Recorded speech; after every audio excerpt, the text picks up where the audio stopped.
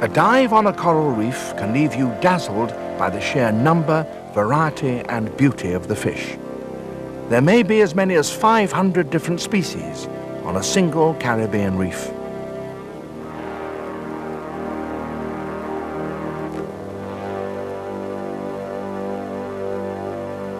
But there is an intricate pattern underlying this seeming confusion, for each species has its own particular niche in this complex and wonderfully balanced community.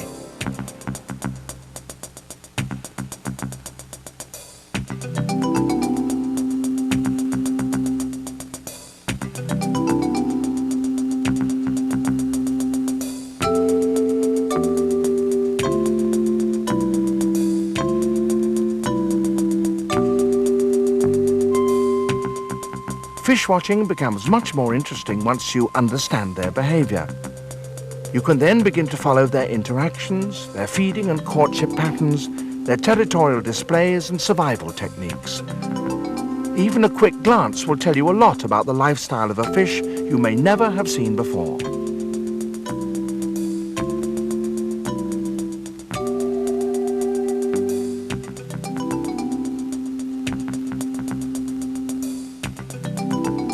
Many fish are laterally compressed or thin, like the angelfish, butterfly fish and filefish. This shape, coupled with large fins, makes them very agile. They can make extremely swift turns, stops and starts, and so are able to dart in and out of hiding and escape from faster but less agile predators. But the price of this maneuverability is speed. Fish shaped this way are, inevitably, slow swimmers. Then there are the heavier-bodied, more rounded fish with large, powerful tails, snappers, grunts and groupers, for example. Their body shape gives them great speed, and they're very efficient predators that range widely over the reef.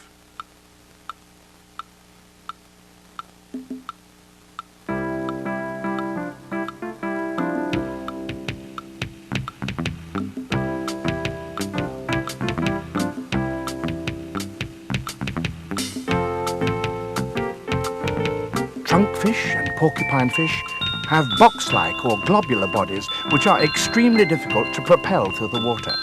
They are slow and they can't maneuver as well as other fish, but their bony body armour makes them an awkward mouthful for a predator and they're seldom attacked.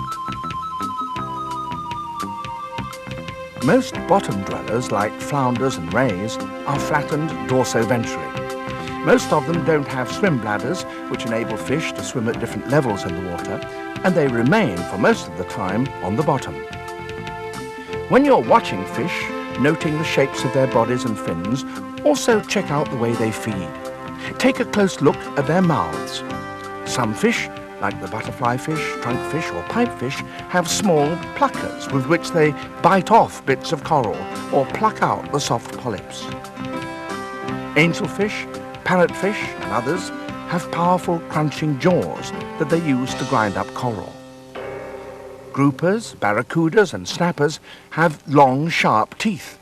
They're carnivores, feeding on other fish. Their eyes are always set well behind their mouths.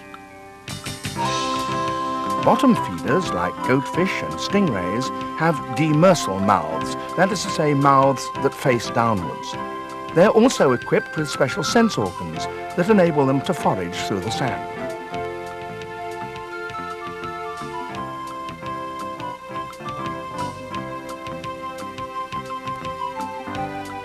Ambush predators like the lizardfish and scorpionfish have mouths which face upwards, with which they snatch their unsuspecting prey. These varying body shapes provide a good way of categorizing the fish of a reef. Now we'll examine them a group at a time.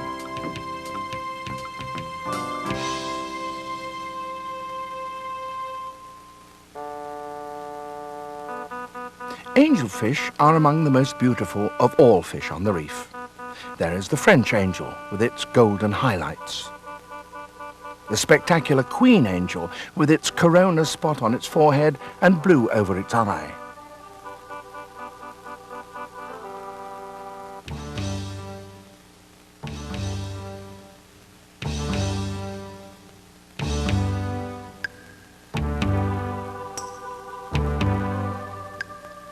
The grey angelfish has yellow pectoral fins.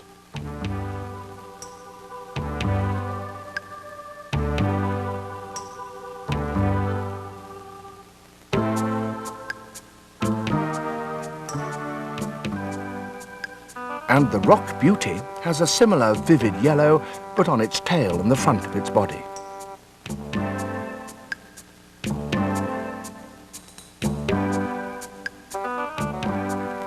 Angelfish often swim in pairs, for they mate for life. Each pair has its own territory on the reef and defends it vigorously. Some believe that the function of the vivid colours is to warn other fish that a pair has claimed a patch of the reef. They're diurnal. They feed during the day and sleep at night. French and grey angels are among the most approachable fish on the reef. The queen is a little more cautious.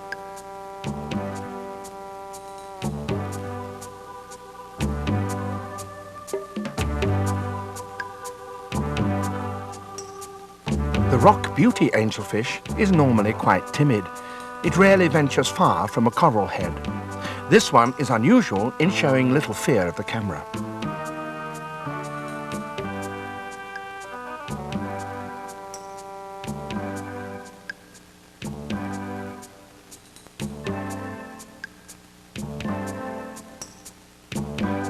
Young angelfish often act as cleaners, feeding on the parasites that can attach themselves to the bodies of other fish.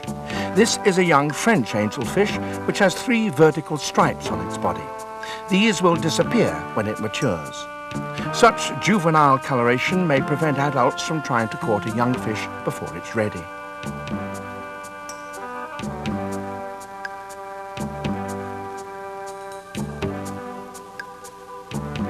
This is a queen angel in this intermediate stage.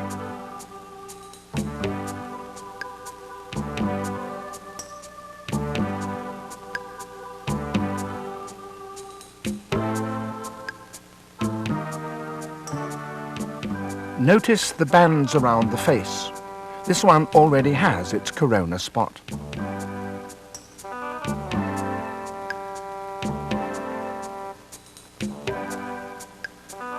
Adult angelfish feed mostly on sponges, but they also eat algae, hydroids and tunicates, and they don't seem to mind the stings with which some of these creatures are armed. Some scientists believe that the bright colours of these angelfish blend so well with those of sponges that predators fail to notice them, and the fish can therefore graze undisturbed.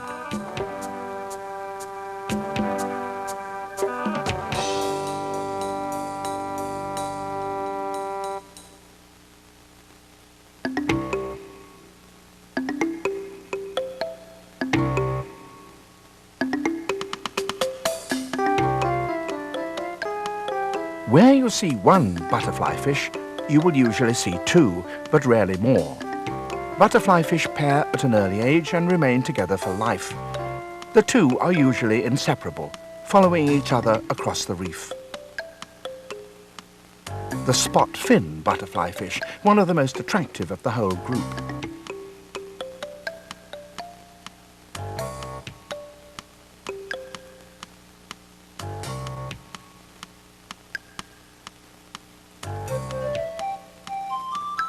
The 4-eyed butterfly fish has a pair of false eyes, much larger than its real eyes, at its rear end.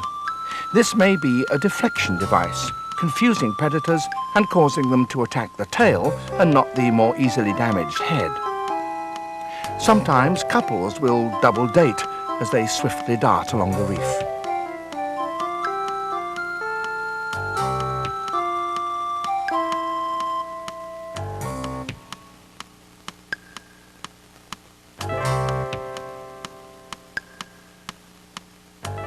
The shape of their body helps their defense. They can easily slip into cracks and crevices when attacked. If they're cornered, they lower their heads and erect their spiny dorsal fin. They rarely venture far from the protection of the reef.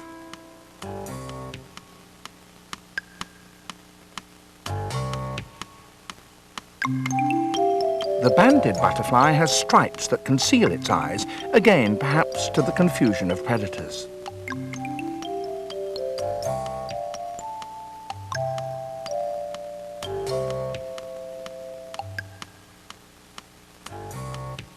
This is the long snout butterfly, which feeds by sucking mucus and tiny organisms from the coral. It also eats sponges and small crustaceans.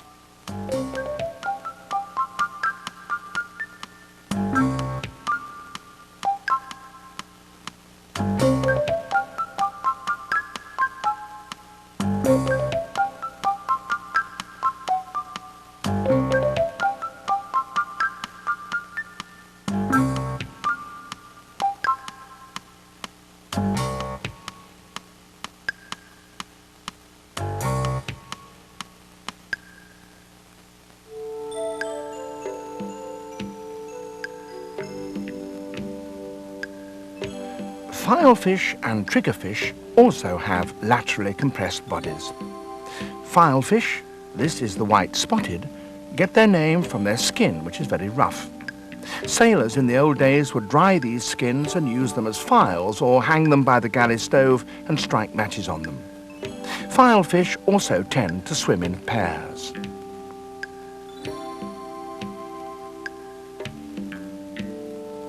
These are the scrawled filefish.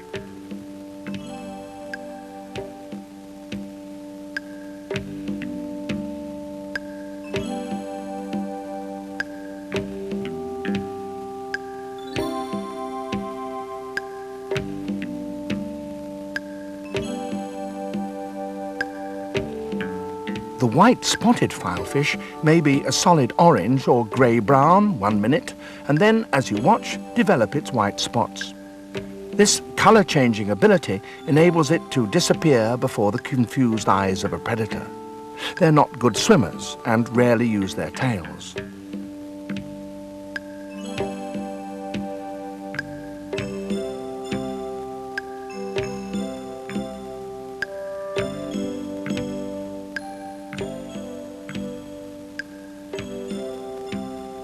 The blue markings on the flanks of the scrawled filefish make it look as though someone has scrawled on its side with a pencil. This filefish sometimes tries to hide among the sponges and corals by remaining perfectly motionless. At night, some species will fasten their jaws on small pieces of algae and sleep anchored in this way to the reef.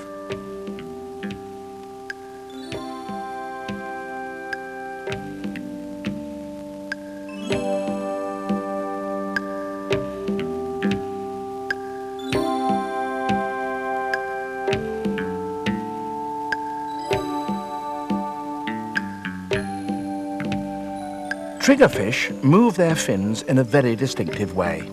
This ocean trigger feeds on plankton in the open sea and so is only rarely seen on the reef. But this one has come here seeking the services of a cleaner fish, and it issues an invitation to any that may be around by swimming in this odd posture.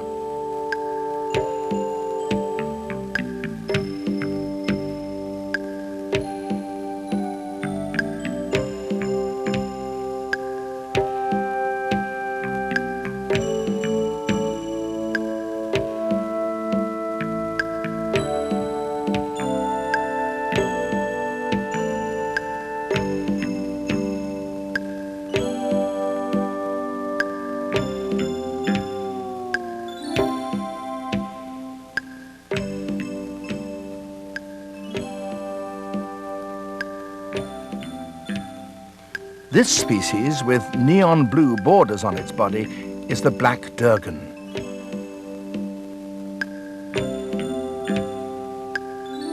Here is the queen trigger.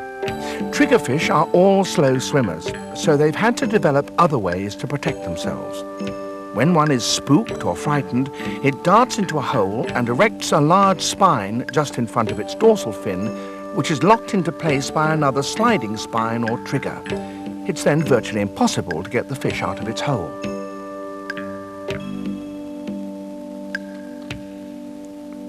Tangs, or surgeonfish, often form large schools and feed together, scraping algae off the coral with their beak-like mouths. These fish play an important part in the delicate balance of the reef's ecosystem because too much algae can blanket and so damage the coral.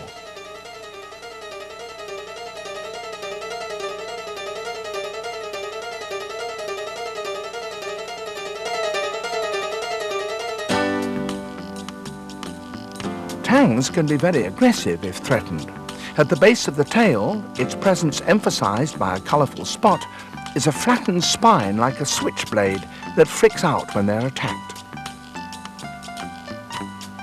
Juvenile or intermediate tang are very different from adults, so different that they were thought to be a different species. Juveniles are bright yellow. When they reach the intermediate stage, they develop a blue band around the body.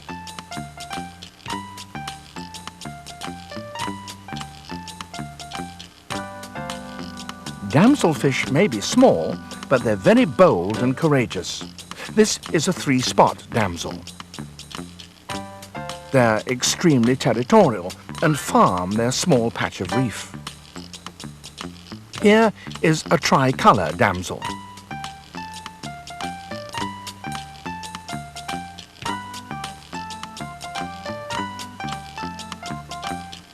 The yellow-tailed damsel with iridescent blue spots.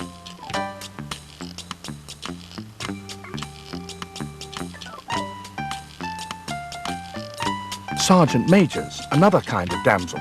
They can be found in abundance in many popular diving and snorkeling places throughout the Caribbean, Florida and the Bahamas, and are often the first fish new snorkelers will notice. All damselfish have elaborate breeding behaviour, which can often be watched. The male sets up his own territory and entices a female to it by looping around above it and sometimes making certain sounds. The female lays her eggs on the ground. Once she's finished laying, the male will chase her away and then guard the eggs until they hatch.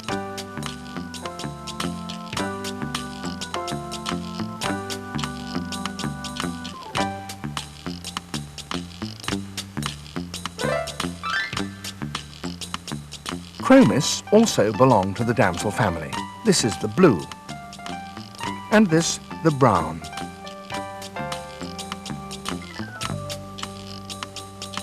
The next group of fish have heavier, more rounded bodies. There are a dozen or so species of parrotfish. Their coloration changes as they mature. This is a terminal male, one that has developed its final coloration. It's called the stoplight parrotfish because of the yellow patch at the base of its tail. And this is the female of the same species. Parrotfish get their name from their mouth, which is shaped like a parrot's beak.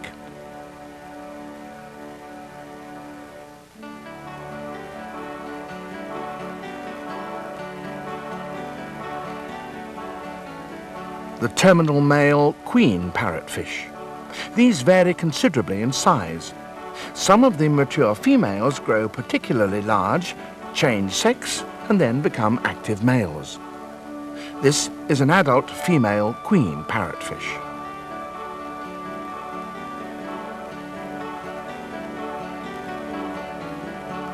Parrotfish are herbivores, plant eaters, and graze mostly on the algae which often covers the stony skeletons of dead coral. They collect it by biting off chunks of coral and grinding them up with their plate-like teeth. After they've extracted the algae, they spit out the remains of coral as sand. A single parrotfish can produce up to 3 tons of this coral sand every year. If you listen closely, you can sometimes hear the fish crunching away, and it's easy to find the distinctive marks of their bites on the coral.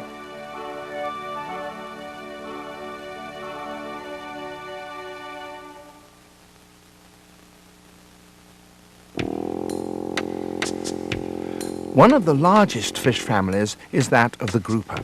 There are about 400 different species worldwide. This is the Nassau grouper. Groupers are among the most friendly and least wary of reef fish. They can change colour to match their surroundings and are often found lurking in caves close to the sea floor.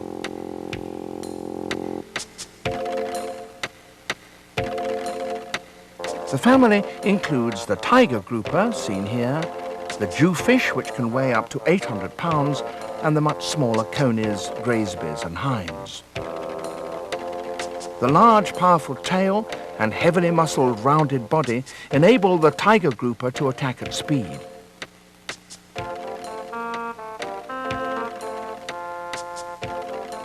As it reaches its prey, it opens its mouth, forming a partial vacuum, and sucking in its victim.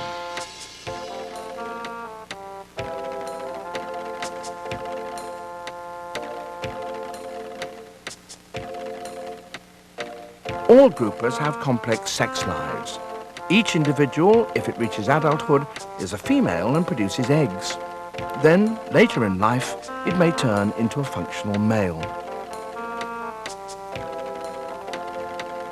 This is the red hind, with characteristic dark red-brown spots on the body and blackish edges to its fins.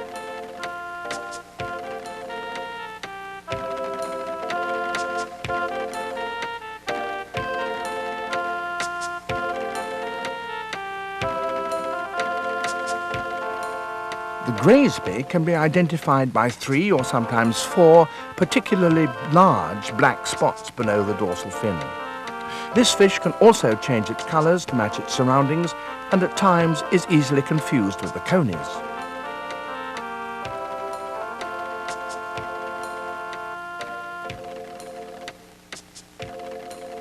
This is the yellow coney in its juvenile stage. Conies can radically change their colour. This conspicuous 2-colour pattern is probably a signal that the fish wants a cleaner, but an individual can also match its background. However, the species can be identified by the 2 spots at the dorsal base of its tail and 2 others on its lower lip. Believe it or not, the hamlets or sea basses are also members of this grouper family. These little fish, this is the shy hamlet, are usually found in shallow reef areas. They're carnivorous and their diet consists mainly of shellfish and shrimp. The indigo hamlet is the blue version of the common barred hamlet, which has a blue circle around its eye. Some scientists believe that all the hamlets are just different colour phases of the same species. The butter hamlet has a distinctive dark band at the base of its tail, and the black hamlet is often mistaken for a damselfish.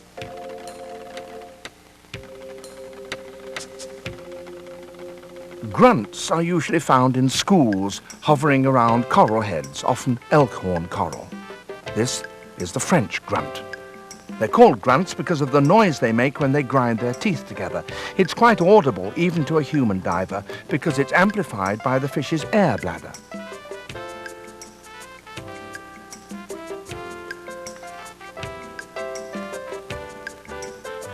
These are blue-striped grunts.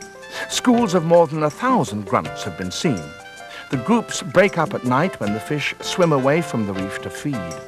The Spanish name for the grunt is ronco, which comes from roncar, meaning to snore. Are blue-striped grunts.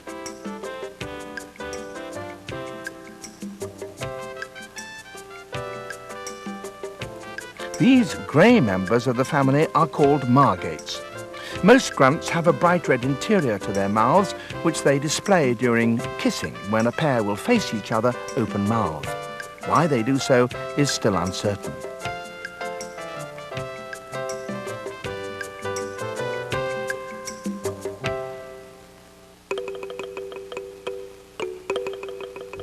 These are schoolmaster snappers. Because snappers are such good eating, they're one of the most sought-after food fish. Fishermen have learned to handle them with care because these fish snap their jaws at their captors and have a very effective bite. Usually found on coral reefs, these mahogany snappers are distinguished by their silvery body and a red edging to their fins, though this is sometimes narrow and pale. They feed primarily at night on other fish and crustaceans.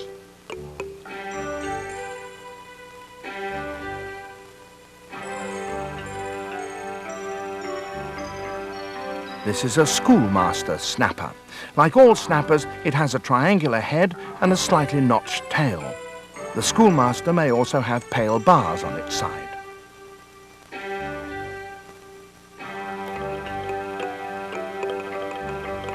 The yellow-tail snapper is an aggressive feeder and has no fear of a diver with a handout.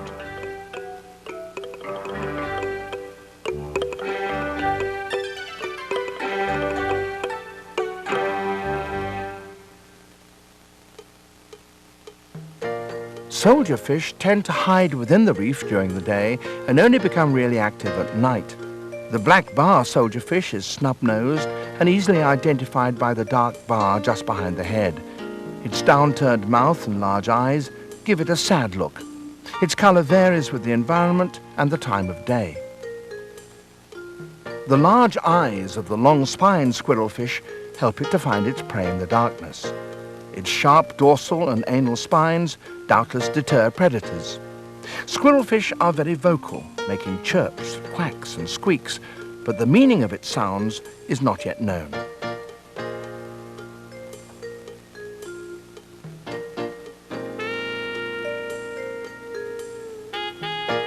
This soldier fish has a parasite on its head, feeding on its blood and mucus.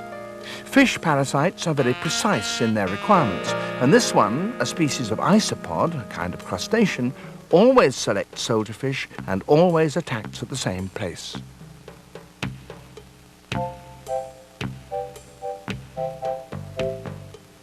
This is a yellowhead wrasse, a terminal male. And this, a bluehead terminal male. Some of these males develop still further and become super males, gathering and guarding harems of females. When a super male dies, one of the larger females will change sex, become a super male, and take over the harem. Many wrasses, like this juvenile Spanish hogfish, fussing around blue tang, act as cleaners when they're young and haunt special places on the reef where all kinds of fish come to seek their services. This is an adult Spanish hogfish. As well as changing colour as they grow, wrasse also change sex, both male to female and the reverse. The hogfish gets its name from the pig-like snout developed by the adult males. Like so many other fish, it can change its colour to match its background. But it can be identified by the 3 long spines on the top of its head and the protruding teeth with which it scavenges for mollusks and crustaceans.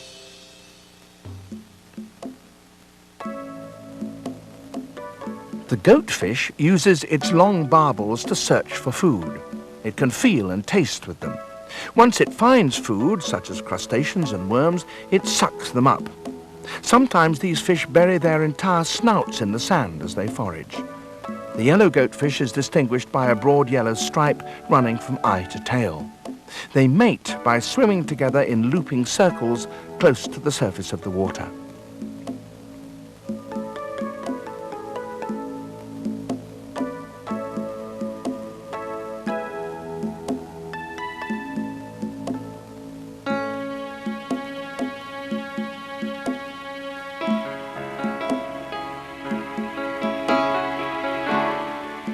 Jacks are fast and powerful predators. The horse-eyed jack, with its large eyes and dark dorsal fin, usually stays in deep water, but it can be very inquisitive and often comes up to divers for a closer look.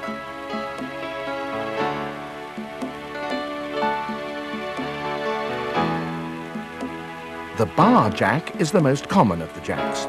Here's a large school of them, cruising through the reef, searching for prey.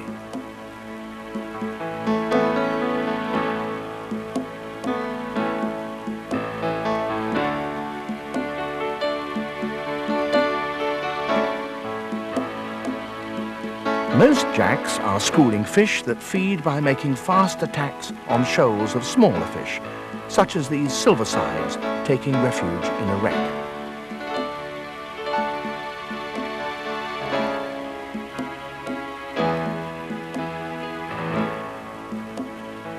This jack, shadowing the larger Spanish hogfish, is hanging around to pick up scraps of food left by its larger companion.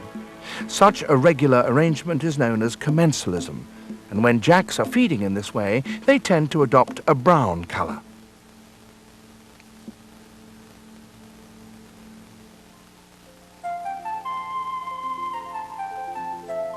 A juvenile spotted drum.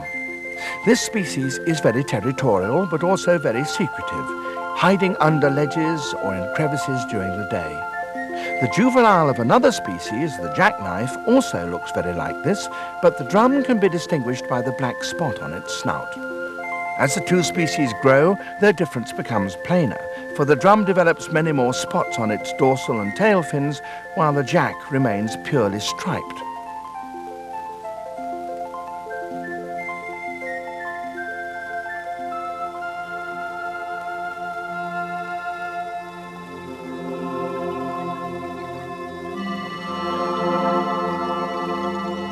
The tarpon is a great favourite with sporting fishermen because it is a very powerful fighter. It's one of the few fish that can live in both salt and fresh water. These are gliding through one of Grand Cayman's favourite dive sites, Tarpon Alley.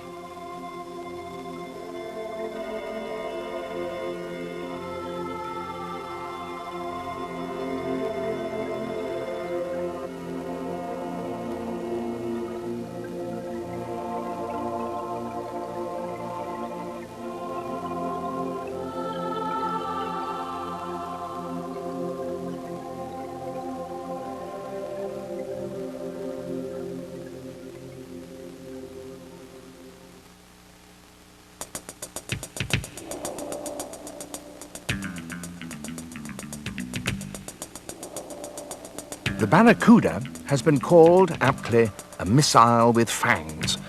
It's usually a solitary predator, feeding mainly on small fish, but it also sometimes swims in groups.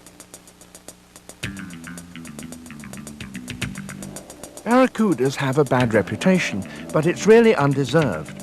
They seldom, if ever, attack a diver or snorkeler, but there have been incidents when they've gone for a bait held by a diver or some shiny piece of diving equipment.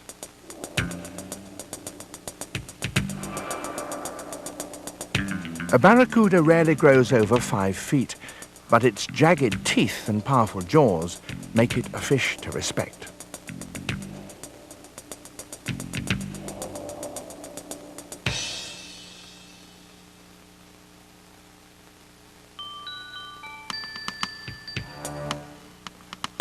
The boxfish has tightly fitting bony plates in its skin, which make it swim in this characteristic and apparently clumsy way. But this armour gives it excellent protection. Its mouth may be small, but it has sharp, strong teeth and can bite off coral in chunks. It also has the habit of searching for food by blowing a jet of water onto the bottom and stirring up the sand.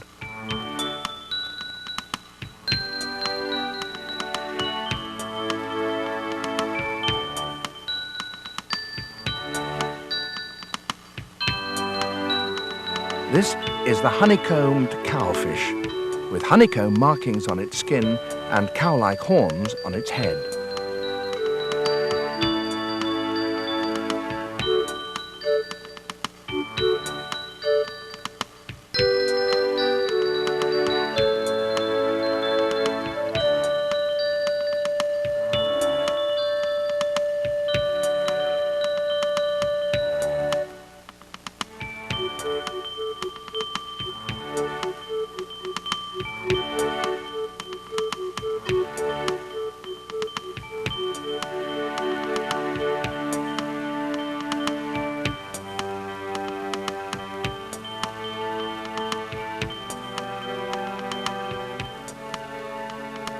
The porcupine fish is also incapable of swift movement.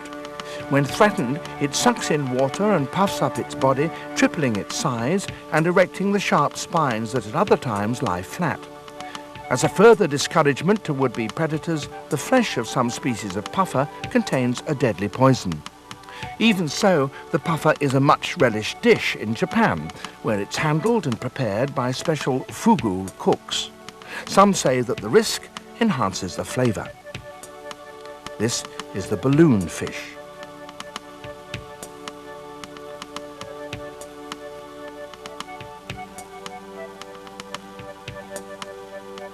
And this, the webbed burrfish. All these closely related species can inflate themselves with water, and if handled on land, will blow themselves up with air.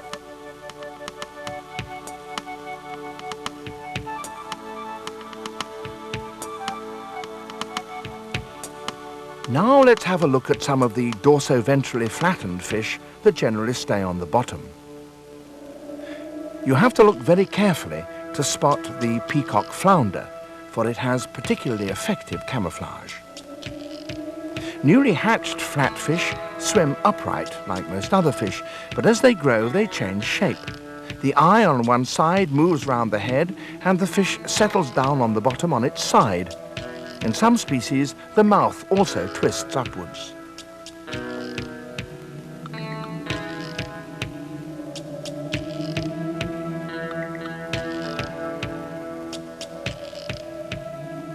The flounder usually lies buried in the sand, but can swim away very swiftly when threatened. It's an ambush attacker, which lies in wait and grabs a quick meal when an unsuspecting one swims by.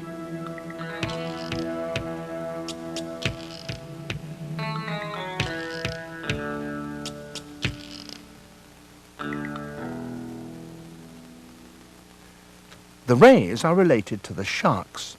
The southern stingray is armed with a barbed spine on its tail with which it will strike if threatened. An unwary diver who steps on a half-buried stingray is in for a painful surprise.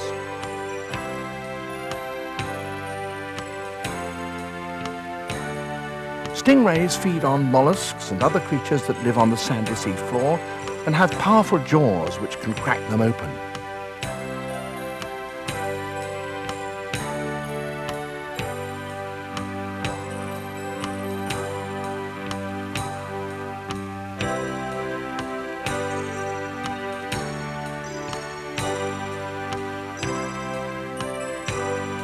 Usually, stingrays are shy and swim away from divers, but not in the Cayman Islands, where stingrays are fed every day at the now famous Stingray City.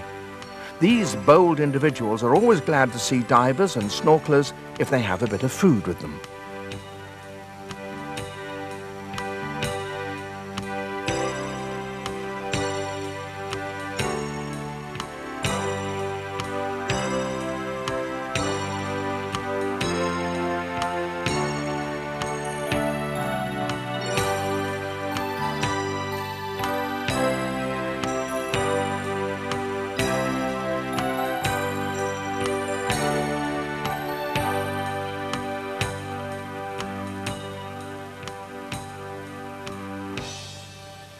Now let's take a look at other ambush predators.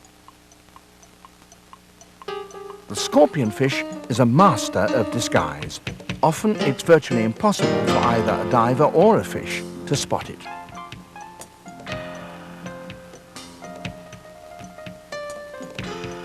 Some species carry a deadly poison in their hollow dorsal spines and can inflict an extremely painful wound. For the most part, these fish seem to prefer to stay put, relying on their camouflage to make them virtually invisible. When alarmed, they spread their fins and display brilliant colors. This may be a warning that they have poisonous spines and so discourages attack. Like many bottom dwellers, scorpionfish lack the air bladder that regulates buoyancy. These two seem to be engaging in a type of mating ritual or territorial defense.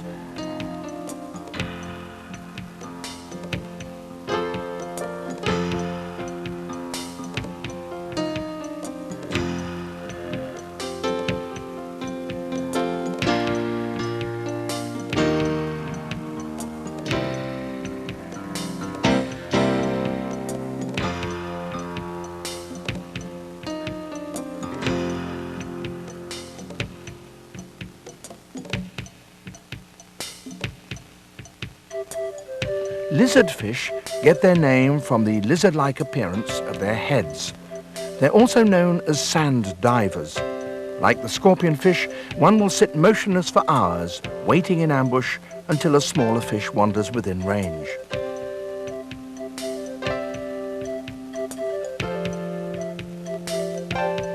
These two, chirping at one another, seem to be courting.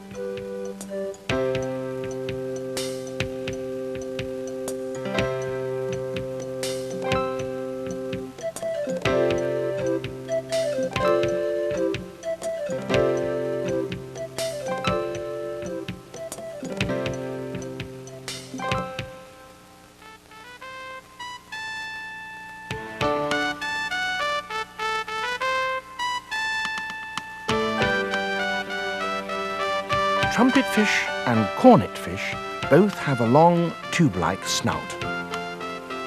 Trumpetfish are particularly skilled at camouflage. They can blend with almost any reef structure, even other fish, hovering motionless. They have several colour phases, some yellow, some blue.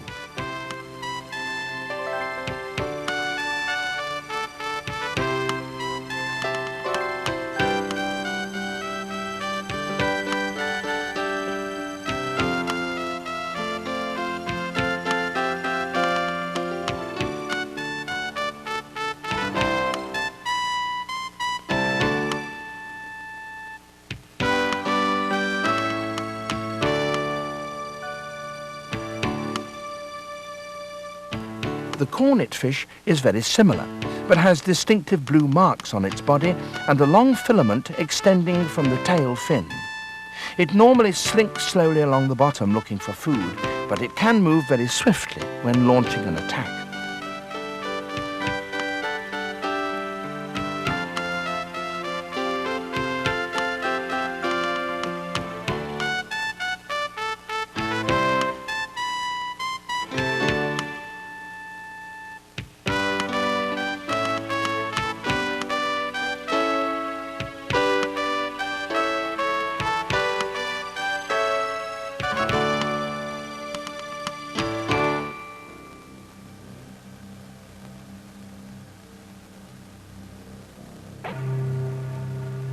Another common inhabitant of the reef that a diver may often encounter is not a fish at all. This is the octopus. It belongs to a group of mollusks that have lost their shell. It's active mostly at night, but it can also sometimes be spotted crawling around the reef during the day. It has several different ways of getting around. It can eject a stream of water so that it becomes jet-propelled, and it can also creep around on its tentacles.